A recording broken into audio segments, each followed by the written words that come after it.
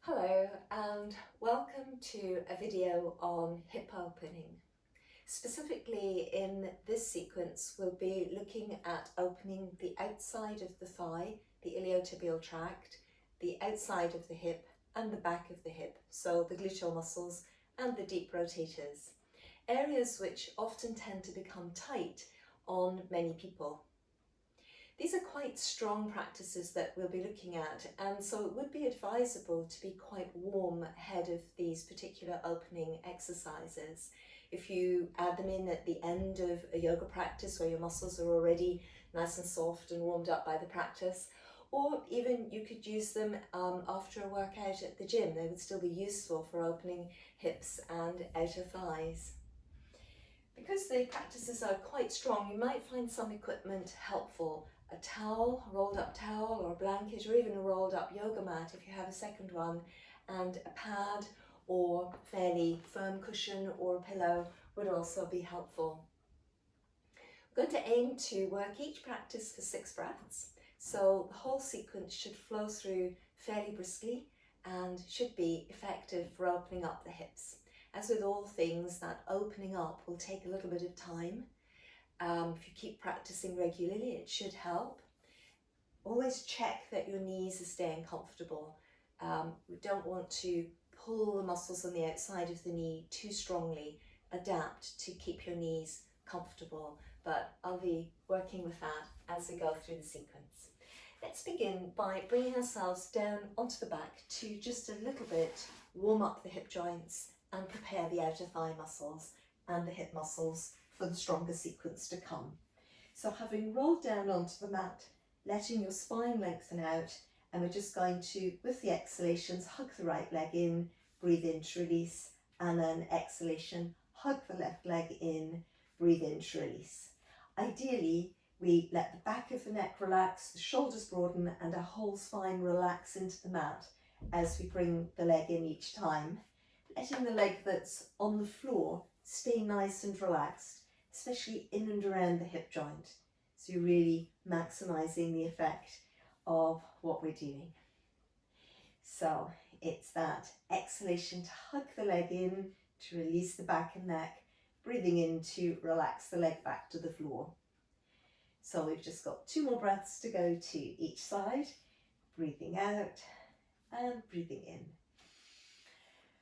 Breathing out and breathing in, and once more, breathing out, breathing in, and then this last time, breathing out and breathing in. From here, let's take the right leg and cross it over the left leg. And we're going to just check that the shoulders are well anchored on the mat and abdominal muscles engaged, lower abdomen engaged down and back, navel pulling to the spine. And let's breathe out to peel the tailbone away from the mat, and then the sacrum, and then the waist, so we've come across gently like that. And with the leg crossed over the top of the other one, usually the opening through the outer thigh is quite strong. If we go really far, working into the spinal mobility, we may find that we've passed the point where we can feel a good opening through the outer thigh. So just check in with, can you still feel that effective opening in the outer thigh, or has it disappeared?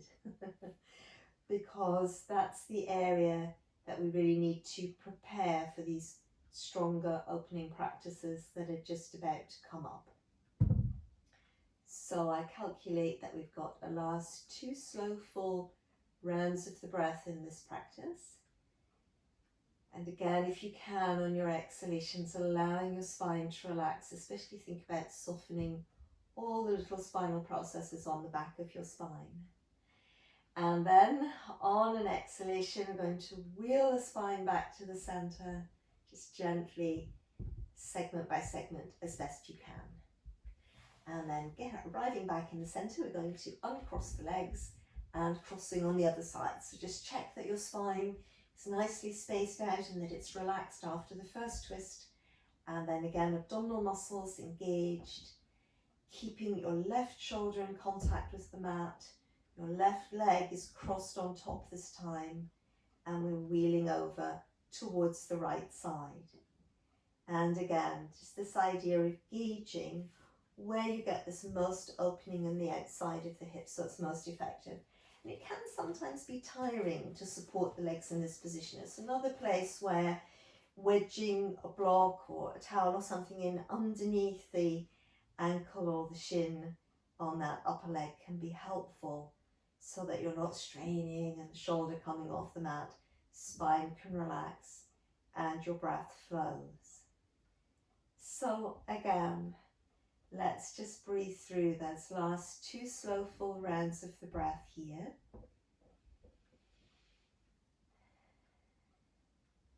Just again, thinking about your spine, allowing the back of the spine to relax as you're working in this position. So then once more, as you're ready, on an exhalation, wheeling the spine back to the centre through the ribs and waist, sacrum, tailbone all the way back. And once you've arrived back, uncrossing the legs. So we're going to roll up towards seated now and thinking about beginning this more rigorous hip opening activity. The first thing we're going to do is take the right leg and just cross it over the left leg. And the thing about this is that we are aiming to feel that the foot is just dropping over the outside of the left thigh. So rather than being something like that, we're really aiming for this position. So we get this alignment through the hip and the leg relatively tight, and that will be more effective. And we might, if we're open enough, be able to come forward here a little, but not forcing it. If our back is really releasing behind us like this, this is where it could be useful to use the equipment. And that would be just sitting up onto our cushion or pillow or block, if that's what we have, and letting the left leg extend. But rather than put pressure against the back of an unsupported knee joint, we just pop the towel or the rolled up yoga mat or whatever it is we have in underneath the knee joint. And this should then be a rather freer position. And it could then be quite likely that you're able to begin to move forward. Just thinking about keeping your spine really aligned, a nice long line, as if we could just put a baton or a stick along the line of the spine, and the spine would just be more or less touching that baton. We wouldn't be pulling away at any point, but actually staying in touch. So now don't forget to breathe. We've been on this side for a little while now, either in our adaptation or in the original position. And we just do a last breath, and then as you're ready again, we're going to breathe in and come up and away from that position. The next position, we're going to stick with the side, and the next position is to let the lower leg bend. Now, as the lower leg bends, as you might be able to notice, effectively it's bringing this thigh closer to the front of my body. So what can happen when the thigh comes closer to the body is that the body moves away from the thigh because the opening is so intense for some people in the outside of the hip. So avoid letting that happen. You can always reach through to hold the lower leg on this side, the left leg, and you might be able to use your forearm gently into the inside of your right thigh to keep that opening practice going. Now, of course, we could be sitting on the floor. We don't have to be sitting on a block or a cushion, but I'll just continue like this on this side. So now we've been here again for a little while, and we're just going to breathe it through a couple of breaths. Good. So now from there, let's think about taking our lower leg and, as best we can, just tucking it in and behind, so that your left heel is coming through to the sitting bone on your right side. And then we're going to let this right leg drop down. Now this is where it can be very intense for many people. I'm sitting up on a block at the moment. If I were to take this block out, this position will be much more intense for me as well. Now ideally, if in this position without the block, the right hip is peeling away from the floor, it would be better to sit up on the block to keep that right hip down, because otherwise the pelvis and the alignment at the sacrum is not very good. So you're just breathing here, and it's a little bit more intense on the breathing in this position. I'd say maybe we've got now a last 2 slow full rounds of the breath to go here. So as you breathe in, it's sometimes helpful to visualize your breath dive down over the front of your spine. Give you length through the spine, and as you breathe out, let both sitting bones sink into the mat, tailbone dive into the mat, and the crown of the head release towards the sky. So let's breathe once more. And again, tailbone sinks into the earth and the crown releases to the sky. Well done. Now we're going to just tip this top leg across. Might need to walk that left heel out a little bit, so the right foot now is on the floor to the outside of the thigh on the left side. And this is where, again, we're going to come into a twist. And it's very important in the twist that the spine is aligned. So always, if it isn't, hopping back up onto the block will help to keep the spine really tall. And I'm a big believer in using the muscles in the back of our waist, back of our ribs and shoulders, and abdominal core muscles to come into a twist. And then once you're in the twist, of course, by all means, anchoring in the twist with your left arm around the outside of your right thigh. And you can just rotate in that upper shoulder, pointing the elbow back and behind you and breathing here. So we aim to keep that right hip nice and firmly in contact with the mat. And I reckon we've got 3 breaths to go. So breathing in, perhaps this time picturing the breath coming in at the tailbone, diving up through the spine into the crown of the head. And as you breathe out, just gently seeing if you can relax into your twist and draw this right leg across towards the left side a little bit more. Good. So then once again, as we're ready, on an exhalation, untwisting. So that's got us through that side, everybody. And we're just going to relax that leg away, let the legs extend, and rolling inwards and outwards to have a slight breather there. So then we're ready to start on the left side. So once again, we aim to sit up nice and tall. We cross that left leg over, and just thinking about, once again, the foot on the left side, just dropping to the outside of the right thigh. We can open the leg further away. If you're comfortable here, just start breathing and possibly lengthening forwards. If you're not so comfortable, let's just review the adaptations again, that we just hop up onto a block, and that we can always just pop some support in underneath the back of our right knee this time, and then we're bringing that left leg across, letting our spine lift up. And this is often meaning using quite a bit of lower abdominal strength. So if you do Pilates, it's that broad and wide scoop and hollow, really engaging to the outside of the, towards the crests of the hip bones and the outside of the lower abdomen. Of course, in yoga, we use the Mula Bandha, so that lift in the muscles directly above the pubic bone, navel pulling to the spine, Uddiyana Bandha, just letting your spine really open up here. So once more, we could breathe in, imagining the breath coming in at the tailbone, sweeping up through the length of the spine to the crown of the head, opening it. And as we breathe out, keep lengthening into the crown, let the shoulders drop away from the ears, keeping them broad, keeping the shoulder blades wide, let them sink and drop towards the sitting bones, and the sitting bones sinking into the mat or the block beneath you. So 2 more breaths here. Just checking that your knee feels reasonably comfortable, not under pressure, drawing up and away if it feels too strong. And then a last breath again, let the spine open and lengthen. Breathing out, relaxing your back and both sitting bones, sinking into the mat or sinking into the block. So then once again, as you're ready, an inhalation to lift up and away from that forward bend.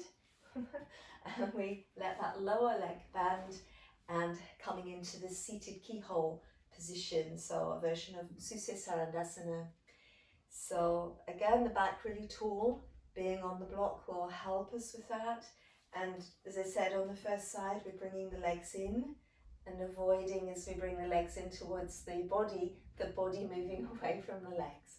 So just wherever we can keep the back tall, that's the point to bring the legs in. So as well, I'm just going to hop down at this point. So it's a little bit more challenging here. I aim to keep this knee, the left knee, opening out to the side, and again, this foot is on the outside of the thigh. So by this stage, last breath I think.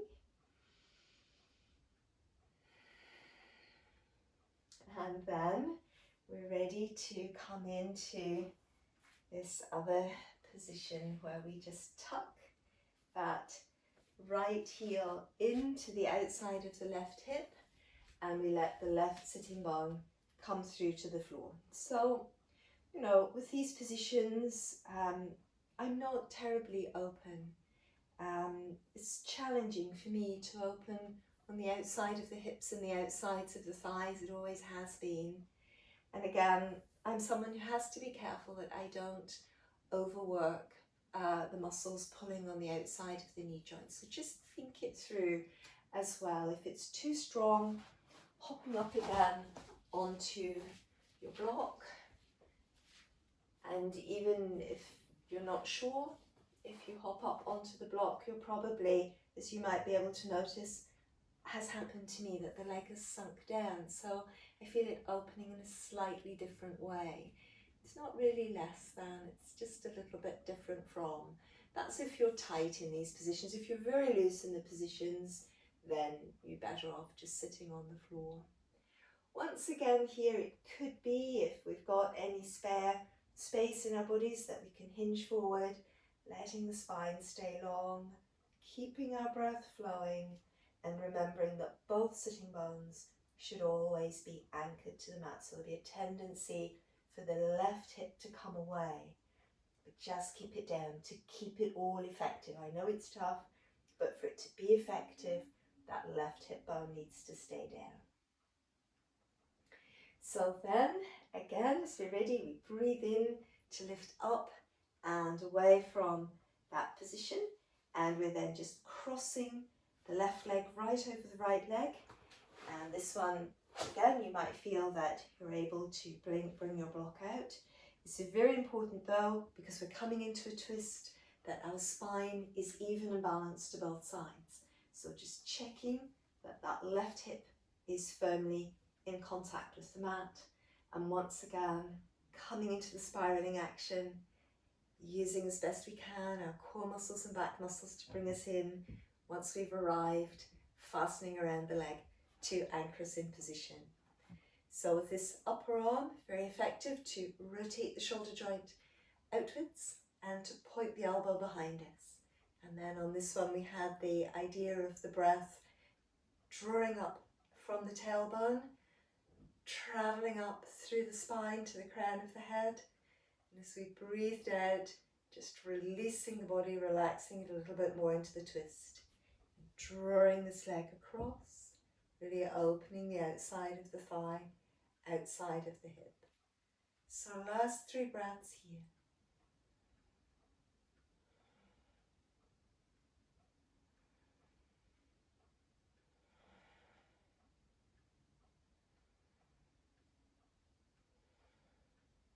And once again, as you're ready, on an exhalation, just releasing, untwisting from that position, Ardha Matsyendrasana, the half sage's pose. So from there, we're going to uncross our legs again, let them extend Relaxing the knees, just rolling inwards and outwards at the hip joints to really let go there.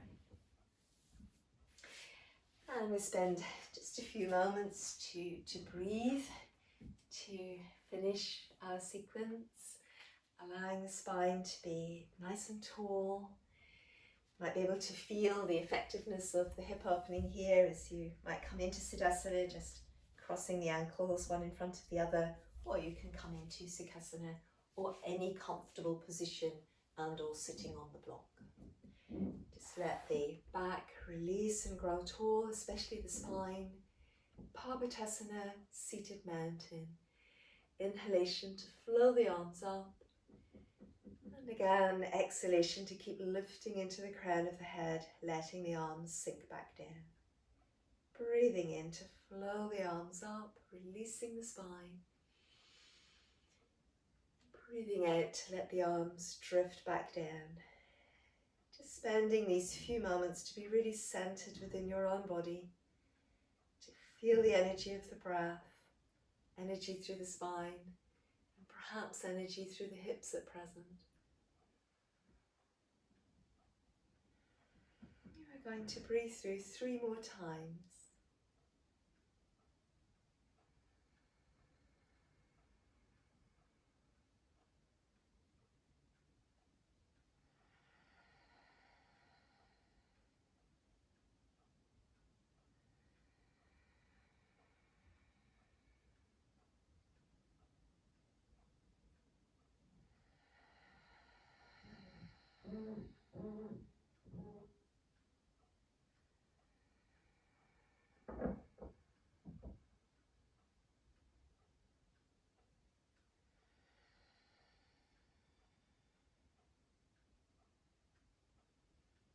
Om Shanti Namaste. Well done. Thank you for watching. Please subscribe. It always lets you know when I'm uploading a new video. Let me know what you think of this video. Write comments. Hope to see you again soon, and thanks for watching Movement Style.